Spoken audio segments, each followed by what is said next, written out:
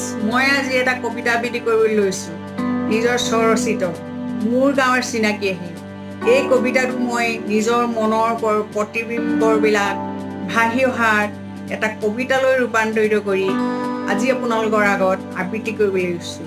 আহকচোন শুনি চাওক কেনে লাগে। মোৰ গাঁৱৰ চিনাকি আহি, কোমল দুবৰি চিনাকি খোজৰ চিক, দূৰণিত শুনো চিনাকি ওঠৰ কুকুৰ। কুঁৱলী ভেদি ডেকাজলি ৰ'দে ঘুমুকি মাৰে আগ চোতালত, পথাৰত গেৰমেলা ধানৰ সুবাস, তৰাং স্ফটিক পানীত পৰি ৰ'ল ধানৰ ফুলৰ লনি পাপৰি।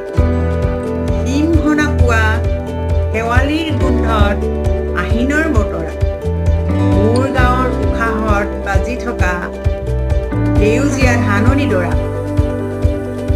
শুকান দলিচাত মাটিমাহ সিঁচাৰ বতৰ, খৰিচা দিয়া জাকৈ আকৈ ফুটা দি ফুটা পুঠি মাছ।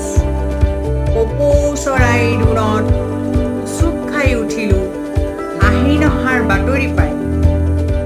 এৰী মুগাখিনি তিনি ওলাবৰ হ'ল, এচেৰুজোপা ওখ হৈ গৈ আছে। এইবাৰ দলি দিয়া হ'লে এচেৰুজোপা দেৰি থৈ বেলিটো আজিকালি ঘৰলৈ সোনকালে উভতে। ধন্যবাদ।